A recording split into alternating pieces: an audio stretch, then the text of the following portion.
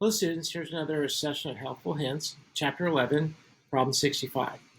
Now notice the three dots next to 65. That means it's a tough one.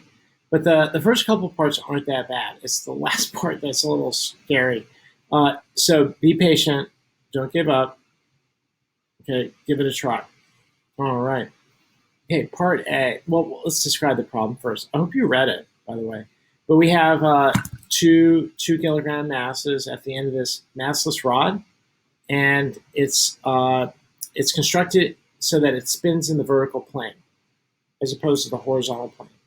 Okay, a putty wad comes down and sticks to one end of the rod, causing this rod to then begin to rotate.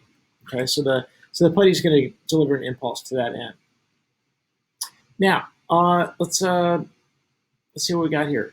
A, what is the angular speed of the system just after the putty wad hits? All right, so this is going to involve conservation of angular momentum. So if you've been working the other problems, this should be familiar territory. So part A, the angular momentum before is all wrapped up in that putty wad just before it strikes that 2 kilogram ball. So indicate that as little l, lowercase l. And then after the putty wad sticks to the 2 kilogram mass, then it becomes, we call it monolithic. You have a rigid body of sorts with 3 elements all together. And we're going to characterize that as large L final. So little I is R cross P.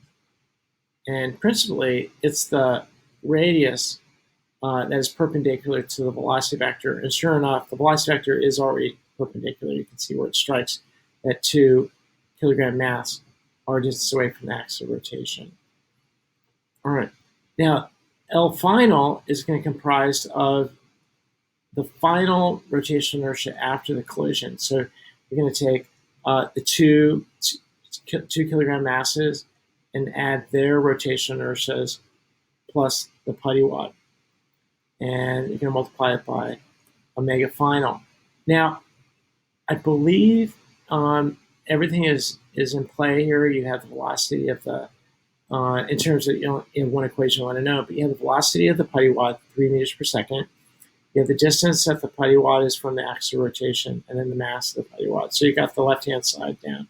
Now, when it comes to the rotational inertia of the system, okay, just to get you familiar with here, after the putty wad sticks, you've got an m L over 2 squared. Okay, so that's let's say the left-hand mass. There's 2 of those, so you can just put a 2 in front of that, and then add that to the putty wad, and that's going to be m L over 2 as well. So I'm going to differentiate the 2 masses, large m versus little m. So there's the rotational inertia of the system. Okay, and I'm going to let you figure out the rest of A. I think it's a matter of plug and chug. Talk to me tomorrow if that's the problem. All right, let's answer part B. What is the angular speed of this? Oh, excuse me. What is the ratio of the kinetic energy of the system after the collision of the putty wad just before? Okay, what is the ratio of the kinetic energy of the system after the collision to that of the putty wad just before? All right, so we're going to take the kinetic energy final and divide it by kinetic energy initial. All right, kinetic energy final is the rigid body, so that's going to be 1/2 I, and that's I final, omega final squared. Okay, we're going to divide that by the initial kinetic energy, which is, for all intents and purposes, we have a putty wad moving in a straight line, so it's not part of a rigid body yet, but nonetheless, it doesn't, energy doesn't know direction, so the kinetic energy is not expressed as a rotational inertia quantity. It's just 1/2 m v squared.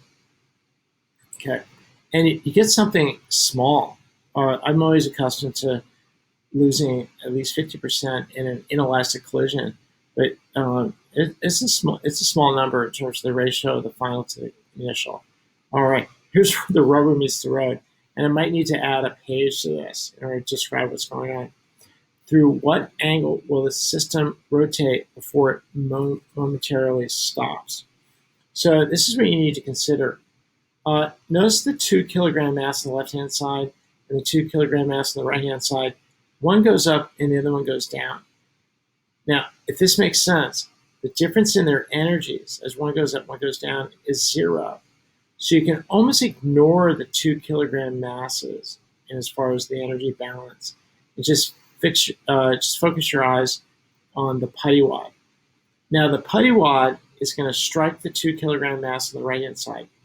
And I'm pretty sure there's going to be enough angular momentum for that putty wad and that 2 kilogram mass to make it through 180 degrees. And remember my discussion about what goes up must come down? The speed that the putty wad has just before just after it hits that mass will be equal to the speed on the upside after it's gone through 180 degrees.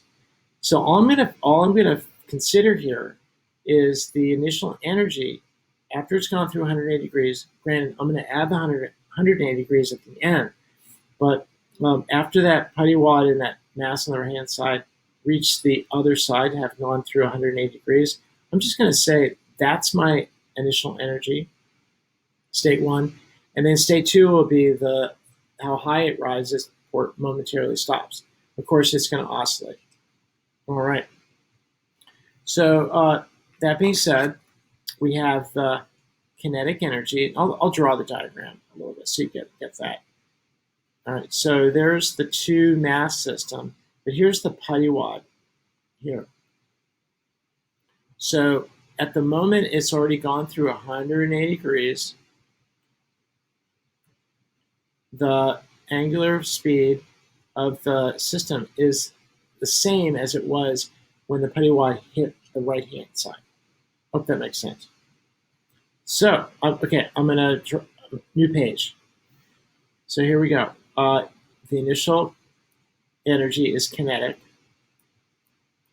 And then the final energy is the energy of position. Okay? So the initial kinetic energy is 1/2 I omega squared. And that was that I final, and that was that omega final. So that's going to be the energy we start with.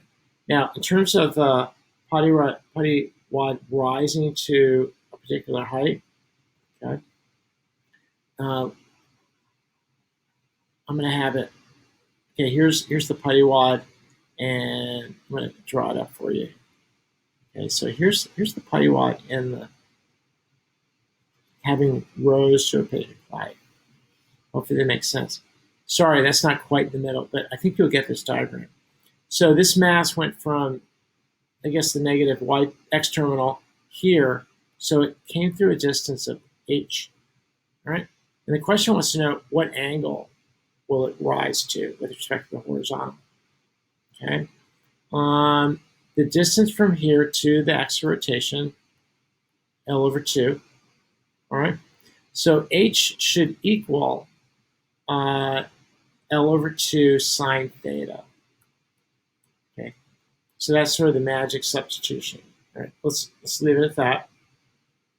So I'm going to go over to my energy balance, and the initial kinetic energy is going to equal to mgh, but in this case it's L/2 sine theta. All right, I'm not going to do any more than that. That was a pretty good, helpful hint, if you know what I mean. So see that squiggly arrow?